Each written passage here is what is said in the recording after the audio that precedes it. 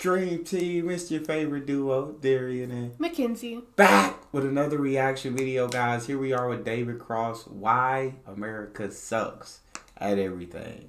Before we dive in, make sure you guys subscribe to the channel, ring notification bell, get the video a thumbs up so it gets suggested. Let's find out why America's so bad.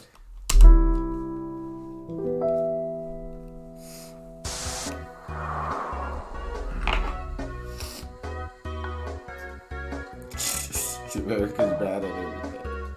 Okay.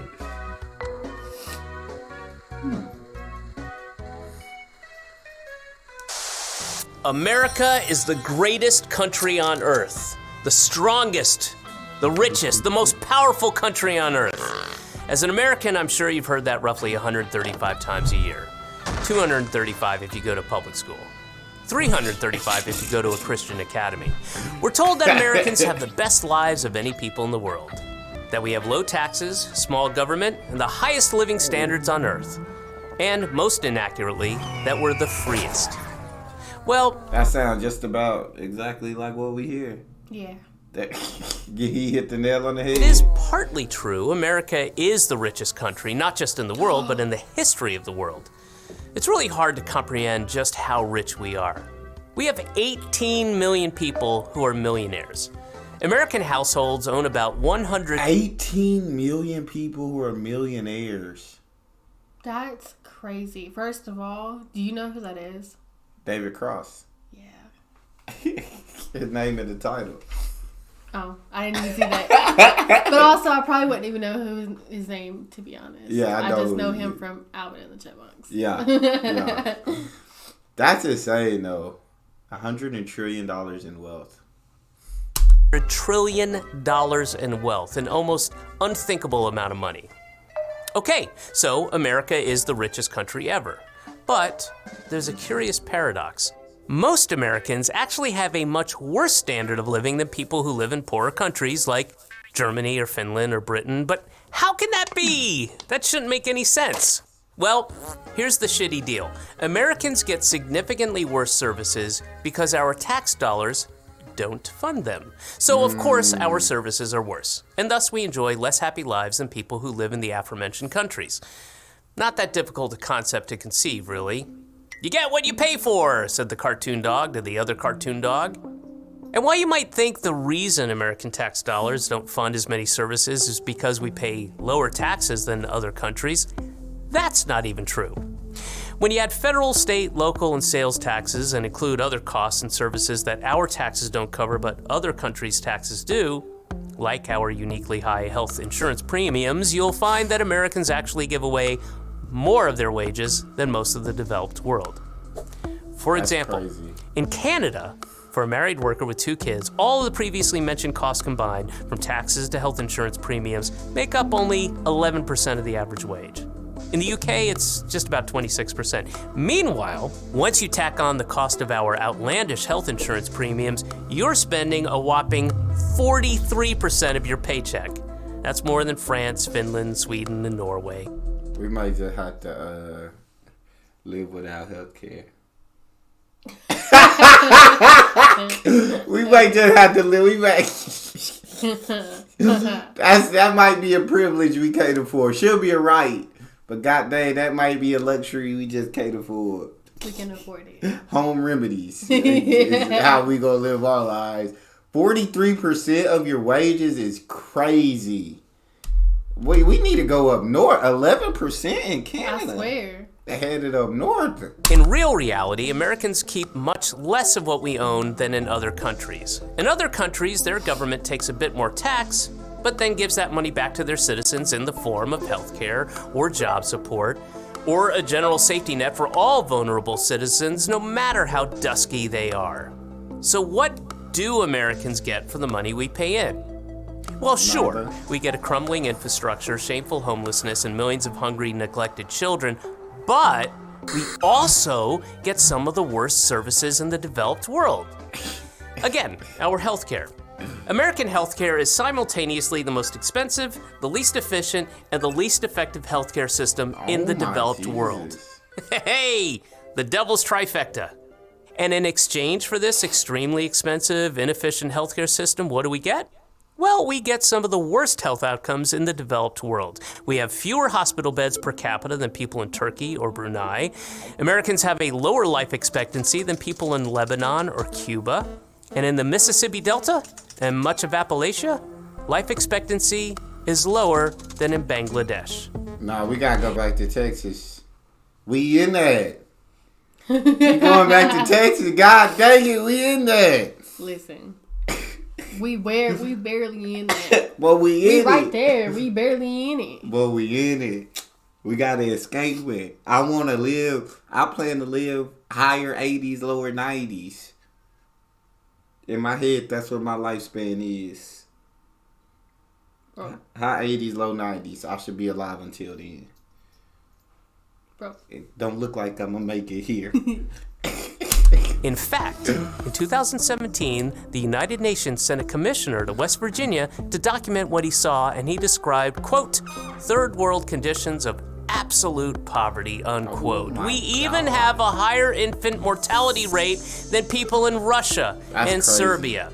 In every single metric, America does worse across the board. So why is healthcare so expensive? Because it's so complicated.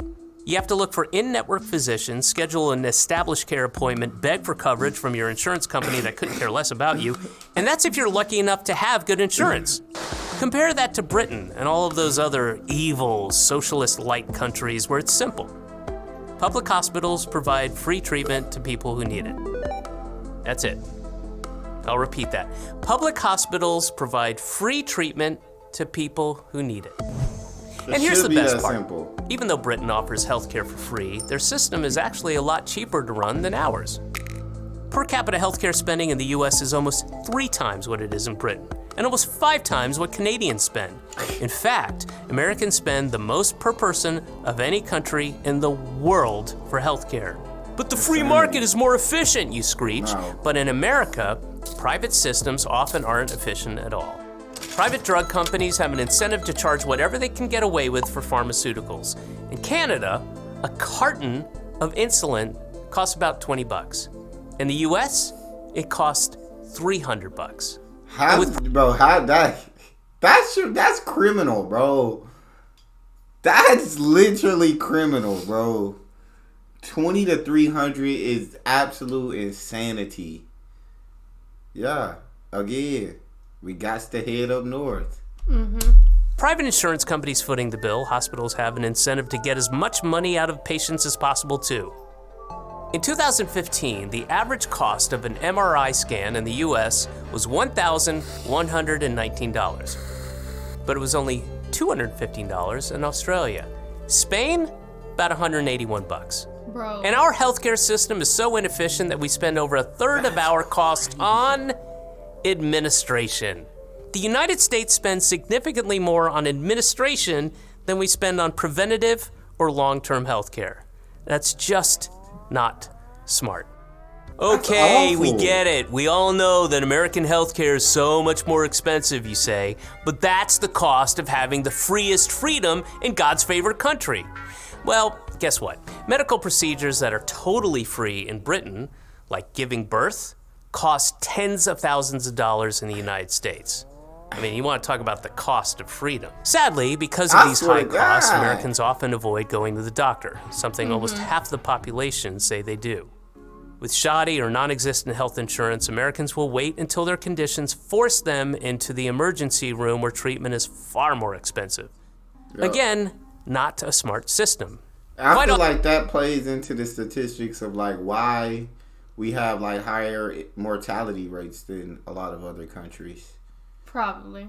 And like, because either we not going to the doctors or we wait till we just about on the deathbed before we go. And there's nothing they can really do for us. Exactly. We didn't let it go on for too long. And that's why we can't, the numbers look so bad. But it's crazy that it's not affordable. Like healthcare in so many other places is a right. But over here, it's a privilege. You gotta have money. What that woman say? If you poor, you're dead. Yeah, and we are. Often they end up putting off medical visits and dying.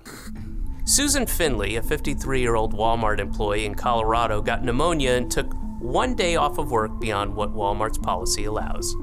So of course, Walmart's gonna Walmart, which they did by firing her. Without her job, she lost her nominal health care coverage, she struggled to find new work, and after avoiding a visit to the doctor for flu-like symptoms, she was found dead in her apartment. Wow. When That's Americans insane. do manage to get treated, they frequently can't afford it. Simple, life-saving treatments can cost tens or hundreds of thousands of dollars, and if they don't have really good insurance, they're forced to take on medical debt.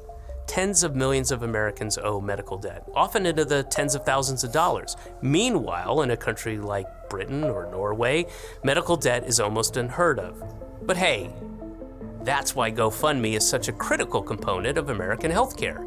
Crazy. 1 in 3 GoFundMe campaigns is now for medical bills. I'll repeat that. 1 in 3 GoFundMe campaigns is now for medical bills. America is such a strong, powerful, rich, and great country that its citizens have to beg strangers on the internet for money so they can get life-saving treatments that are free in the rest of the developed world.